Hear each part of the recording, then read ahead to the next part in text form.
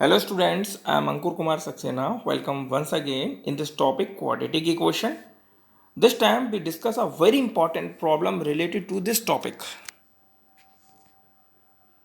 If the roots of the equation in bracket a minus b x square plus in bracket b minus cx plus in bracket c minus a is equal to 0 are equal, prove that 2a is equal to b plus c.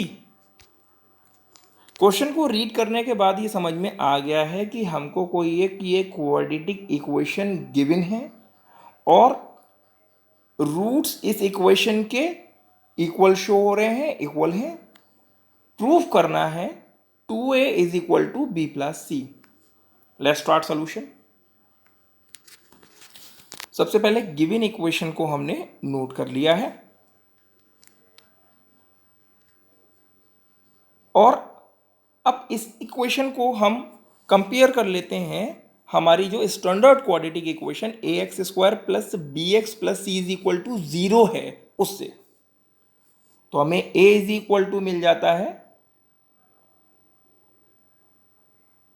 A minus B is equal to मिला B minus C और C is equal to मिला सी minus ए। यहां एक बात का ध्यान रखना होगा कि जो हमारी स्टैंडर्ड क्वाड्रेटिक इक्वेशन है दिस टाइम इस बार उसमें जो हमने एक्स स्क्वायर का कॉफिशिएंट लिया हुआ है वो कैपिटल ए है, एक्स का कॉफिशिएंट कैपिटल बी है और कांस्टेंट कैपिटल सी है। ये चीज का ध्यान रखना होगा और ऐसा इसलिए किया गया है क्योंकि क्वेश्चन में स्मॉल लेटर्स यूज किए गए हैं, small A small B and small C, तो कोई कंफ्यूजन क्रिएट ना हो इसलिए हमने अपनी स्टैंडर्ड क्वाड्रेटिक इक्वेशन को कैपिटल फॉर्म में कुछ एक्सप्रेस किया है, जिसमें आप देख पा रहे हो मैंने आपको अभी थोड़ी देर पहले ही बताया एक्स स्क्वायर का कॉफिशिएंट देखिए कैपिटल लेटर में है, साथ ही एक्स का कॉफिशिएंट भी कैपिटल लेटर में है और साथ ही कांस्टेंट टर्म भी कैपिटल लेटर में है।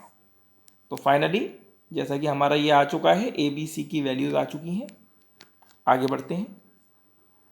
रूट्स इक्वल है इसका मतलब discriminant is equal to 0 that is b square minus 4ac is equal to 0 जैसा कि ये शो हो रहा है। वैल्यूज पुट कर देते हैं। ये इक्वेशन हमें बनती हुई नजर आ रही है।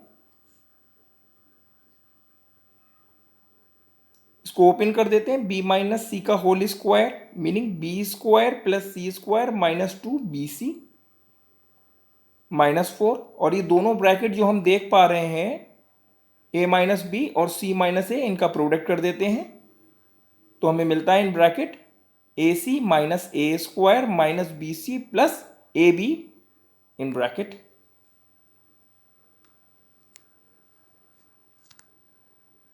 इसके बाद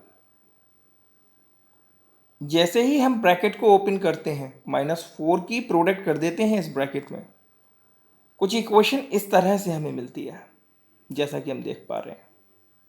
क्या है ये equation? 4a square plus b square plus C square minus 4ab plus 2bc minus 4ca is equal to 0। इस तरह से हमें ये इक्वेशन मिल गई है। अब इस इक्वेशन को आप गौर से देखिए। क्या हम इसको कुछ इस फॉर्मेट में नोट कर सकते हैं? क्यों कर रहे हैं ये भी बताऊंगा, लेकिन आप देखिए जैसा कि 4a स्क्वायर है तो हम इसको लिख सकते हैं 2a का होल स्क्वायर।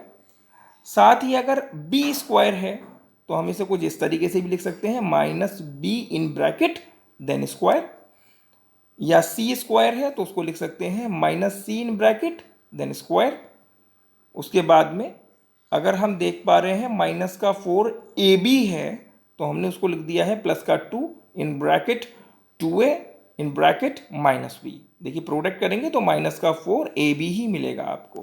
इसी तरह से ये वाली आगे की 2 टर्म्स भी मैंने थोड़ा इस तरीके से ब्रेक कर ली हैं जैसा कि आप यहाँ स्क्रीन पर देख पा रहे हो।